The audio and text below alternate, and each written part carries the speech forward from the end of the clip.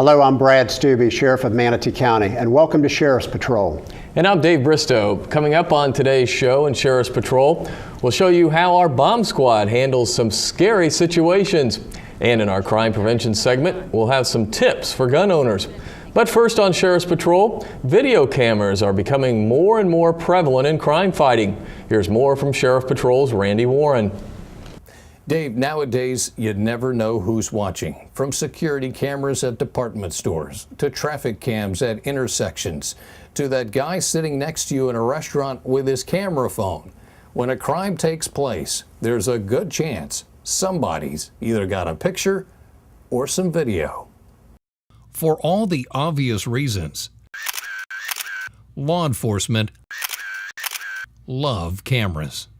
We use video and pictures almost every single day when we're investigating the crimes that we investigate. Sometimes the evidence goes public before deputies even know about the crime. This video landed a 39-year-old mother in jail.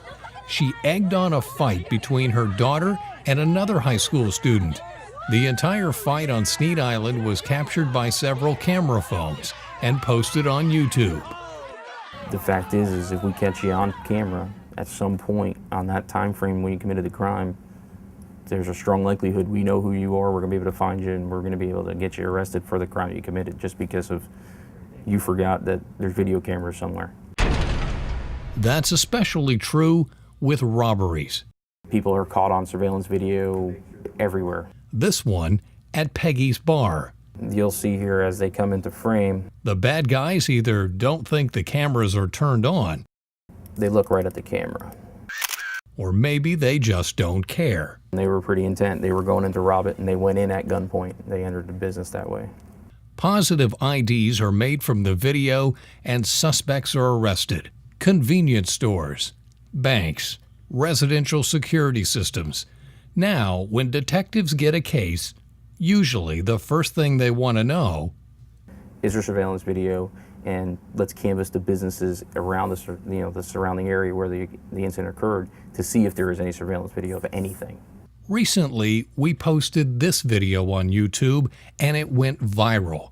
A sexual attacker is seen following a girl through a neighbor's yard. That plus additional images from a nearby school led to his arrest. If we get the right picture and the right shot at the right time, hopefully we can get that video and then we can use it to identify who the bad guy is, which we've done successfully, more and more successfully as we keep growing in the technology that we're able to use and the things that we're able to get access to. So many times, the next camera they encounter is the one taking their mugshot.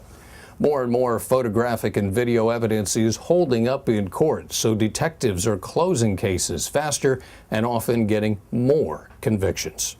Sheriff Dave. Sheriff, it's amazing how the digital video has helped us. I mean, remember back, I don't know, 10, 15 years ago, you would get these cameras and you'd get the tape and you'd go, where is the person? Now it's just totally different. Oh, that's exactly right. And in addition to that, almost every crime that occurs that we take reports on, we canvass the neighborhoods and the businesses, and we're looking for the video because it's out there. It's everywhere, really. And we solved a pretty high-profile case recently because of cameras. Yep, we sure did.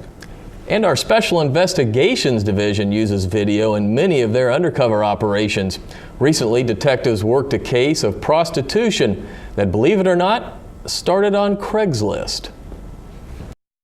Over the last several years, there's probably been an evolution of what that intentionally was designed for, which was selling anything from household goods to automobiles to any number of consumer goods.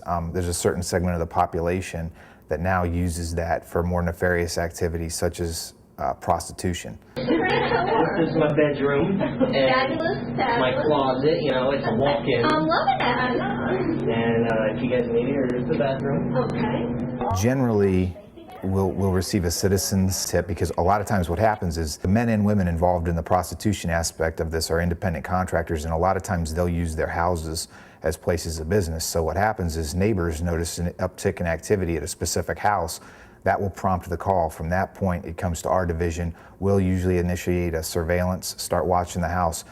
If we can determine that, yeah, we think there's prostitution activity going on in there, we'll take it from there and try to introduce one of our undercovers into the situation and hopefully, make an arrest and quell the problem in the neighborhood. Well, let me tell you a little bit about us and what we do.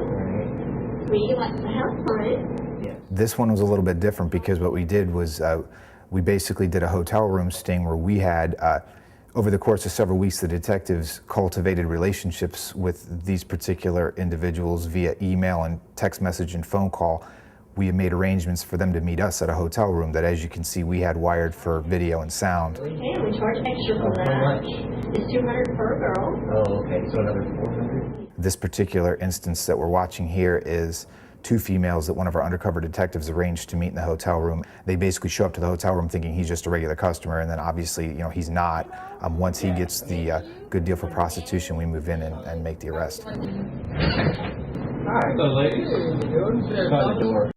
It's rampant. At one point, I think there was a move to basically clean it up and shut it down. That led to the development of other sites. It's not just Craigslist, unfortunately, anymore. There's several sites that our detectives visit regularly and look for local advertisements of prostitution in our area. Sheriff's office, let me see your hands. Put your hands up. Put your hands up. It's always been a problem. Law enforcement has always addressed it.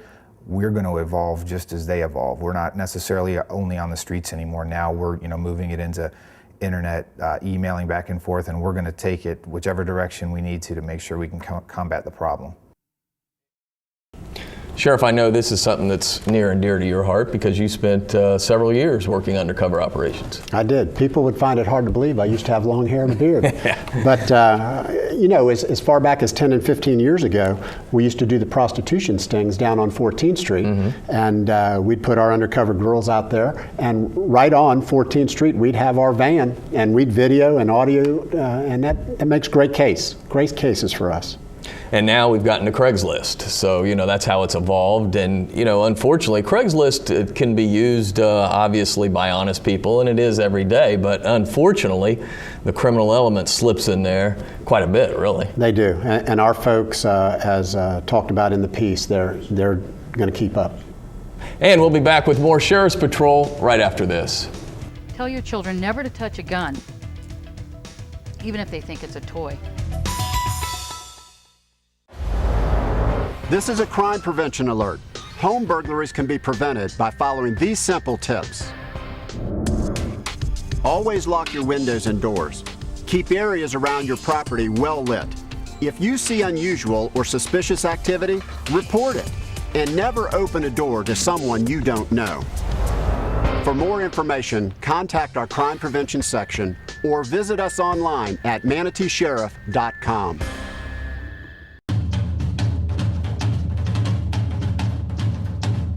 You taught him how to hit a baseball, how to hit a receiver, the strike zone, a 9-iron, the net. Even taught him how to hit the open man. But how much time have you spent teaching him what not to hit?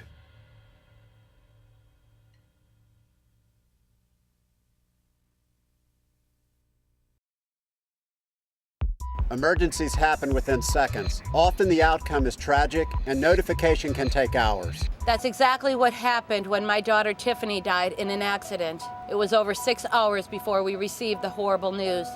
That's time we'll never get back. Register your contact information today at toinformfamiliesfirst.org. It's a secure site for law enforcement use. When emergencies happen, family and loved ones need to know.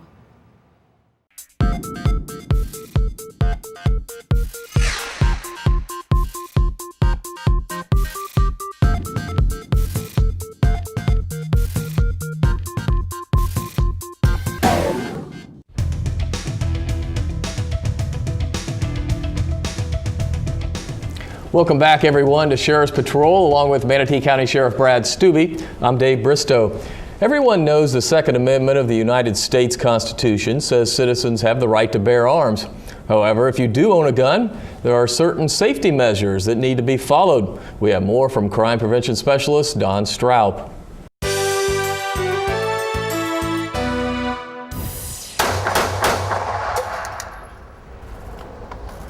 Hi, I'm Deputy Dawn Strout. Guns are part of our society. Law enforcement carry them, some criminals use them, and law-abiding citizens own them.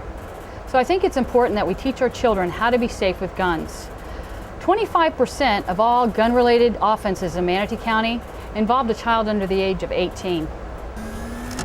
It's amazing that something this small can cause so much damage. It's our responsibility to educate our children that guns are not toys and can be dangerous. In fact, one of the leading causes of death of children over 10 are gunshot wounds, many of which happen in homes. Treat each gun as if it's loaded. Tell your children never to touch a gun, even if they think it's a toy. Properly store your guns. Consider using a trigger lock, cable lock, locked storage box, or maybe even a safe. Florida law requires that all loaded firearms be kept from the access of minors. Keep your gun unloaded and out of sight and reach of children.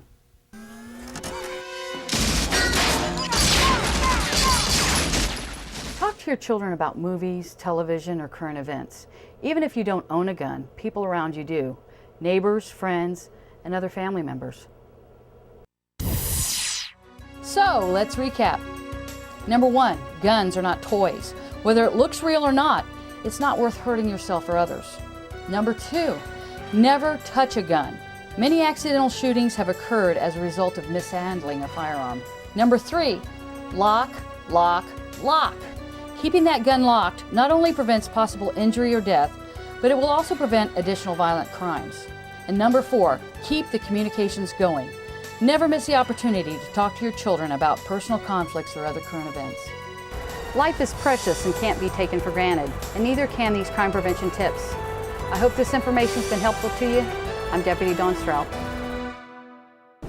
Well, you know, Dave, no matter how many times we put this out, this is so important. It's just like what we talk about when summer comes and we talk about swimming pools and the safety involved. It's our children here that we have to protect. So thank you, Don. You did a really great job on this one.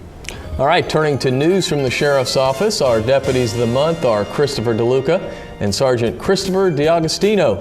Deputy DeLuca was honored for helping save the life of a 14-month-old boy, while Sergeant D'Agostino was rewarded for quelling a dangerous domestic situation before anyone was seriously hurt. Employees of the month are Tom Colson and Lisa Wheeler. Turning to promotions, we have several to pass along, while Aaron Bradley, Tim Shattuck, and David Bocino are now first-class deputies. Promoted to sergeant are Randy Lamb, Brady McCabe, and Richard Hoppy, and getting promoted to lieutenant is Dennis Romano Jr. In years of service, hitting the 25-year mark at MSO are Major Jamie Higginbotham, Lieutenant Diane Perminer, and Sergeant Larry Andrus. And we have 2 employees that have reached 30 years of service, Captain Violet Dewey and our good friend Cynthia Truewell. We also recently honored Lieutenant Lorenzo Waiters for 20 years of service on the Honor Guard. Finally, some retirements to pass along. Sergeant David Haynes is stepping down after a long career at MSO. Also retiring are Lisa Lemire, Detective Bobby Lewis, Deputy Roger McCann, and Ann Day. Sheriff, we certainly wish all the recent retirees the very best, and also congratulations for all the promotions that we've had recently.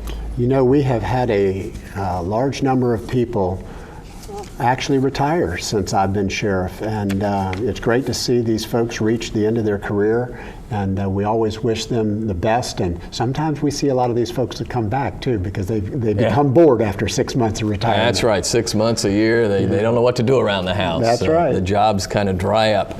All right, coming up on Sheriff's Patrol, we'll take an inside look at the bomb squad. 19 years of doing this, sometimes I feel like I don't know anything, because as soon as we get done with one training, we have to start on another one. Car crashes occur every 12 seconds. 9 teens are killed each day, 3,500 each year. The nation's #1 teenage killer is car crashes. Teen Driver Challenge teaches young drivers about safety techniques, vehicle dynamics, and how to avoid accidents. Register for the next Teen Driver Challenge by visiting our website, manateesheriff.com. Take the challenge and learn to drive like your life depends on it. My name's Brandon. I'm 9 years old, being alcoholic. Hi, Brandon. I'll start drinking with the older kids. And whatever they do, I'll do. Kids who drink before age 15 are 5 times more likely to have alcohol problems when they're adults. So start talking before they start drinking.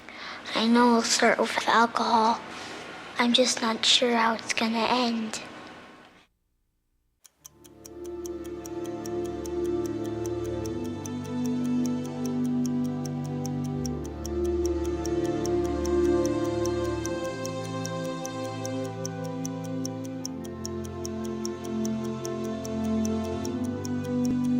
"30 seconds is not nearly enough time to show you the thousands of people who die in Florida each year from prescription drug abuse."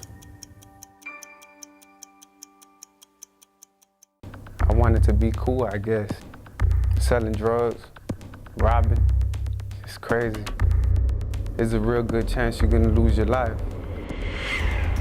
Paranoid every day, looking over your shoulder everywhere you go. I chose the street life over education, and now I'm going to the penitentiary for it. Is gang life what you want?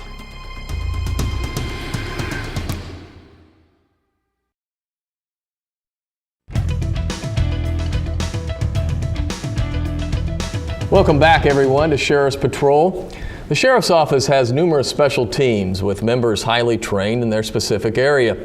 That's certainly the case with the bomb squad, but one of their members is a little different. He, or maybe she, is a robot. And as you see in this report, the robot gets a lot of action.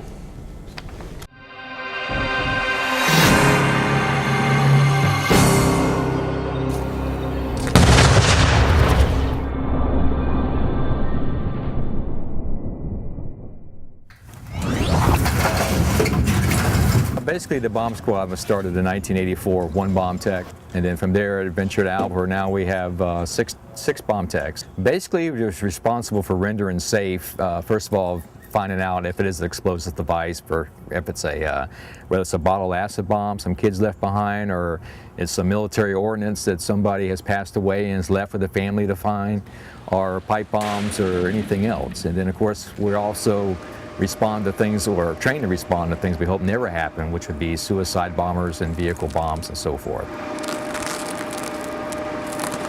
We've gone to a couple of the bank robberies where they leave packages behind, suspicious packages that we've had to go and take care of and render safe.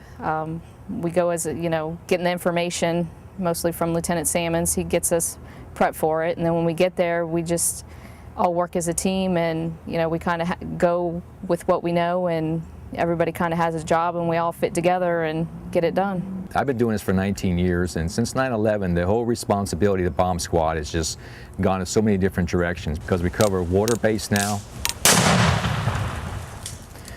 We're integrating with the SWAT teams for explosive breaching, and also for the active shooters. Patrol goes on the scene of a possible active shooter. A bomb tech needs to be there with a kit to be able to go in with that team in case they start running across backpacks, pipe bombs and so forth, booby trap doors. We have a lot of footage of where we take items out to our disposable ring, where we dispose of the items, and it's basically items that we get that we need to dispose of, and we use what's called a counter charge. Sometimes that might be some C4 or even data sheet, things of that nature, and we basically use just enough charge to make that item go away. Fire in the hole! 19 years of doing this, sometimes I feel like I don't know anything, because as soon as we get done with one training, we have to start on another one. Just smoke. It's gonna be warm. And there's the pieces. We make a lot of our own equipment, we modify it. The teams, because of the different publications, we share information. And because of the regional concept that took place, we now train with bomb squads from Citrus County all the way down to Collier County. You have to stay on top of your training, because the bad guy's always out there trying to make something one up on you. So you got to be prepared. things change, you have to get yourself up to speed with the new things that come out. I mean, you could have the best technology in the world, but if you don't know how to utilize it properly, it doesn't do you any good. So there are a lot of things that you have to always just keep up to speed with in the training. My background, I used to work in body shops and automotive stores. I have a good understanding of how things come apart, and I'm not afraid to take apart anything, so it kind of goes with the nature of Bomb Squad. Actually, I was the first one out of the team to attend the 6-week course. With that in mind, they taught us basic explosives, detonators, different types of devices. I got exposure to the robot training, which the other members have not. And prior to that, I actually spent another week in hazmat training as well. Everybody has their own little specialty as far as what they do, and they're eager to train, eager to learn, and it's always learning something new every day. Every time we have training, it's always something new. It's crazy, but I like the challenge. Every day is a challenge, every call. It takes a special person who wants to do this, because when you're walking in that bomb suit down to something, they call it the long walk. And when you're walking down there, you're thinking of all these things on how you're going to handle the problem. And then of course you start having these other things come in your head, your family, because you don't know if it's a fake, or a hoax device, or if it's the real device. And what happens if it's a real device? You get down there, you take x-rays, you come back, you figure out a solution for it, and sooner or later, whether you're using a robot or a bomb suit, the tech's going to have to go back down there and find out if it's been rendered safe. And it is rewarding when you take care of the situation, everybody feels at ease. Obviously, if we get out of a situation where there's no property damage, no lives lost, no injuries, it is very rewarding. I think that's part of the drive that keeps us to continue learning and getting better at what we do and doing the job. We love what we do, or we wouldn't be doing it. It's a collateral duty in the sheriff's office, like it is for a lot of other departments around. We joke and kid around a lot during training, but when it comes time to get really serious with something, obviously you got to get serious because of what you might be dealing with. Sweet. As a kid, I loved playing with fireworks, buying fireworks for the 4th of July or even New Year's, and that was the biggest thing for me. I loved it. The family would get out. We, probably didn't do the best of things or the safest of things, and now in a professional atmosphere, in a professional field, in the training, it's very enjoyable. This is what you chose to do, and it's a dangerous job, and you don't want to say, well, someone's got to do it, but this is what, you like the challenge, you like the training, you like the knowledge that you gain, and you want to use it, and you do it to protect the people, and this is what you signed up to do.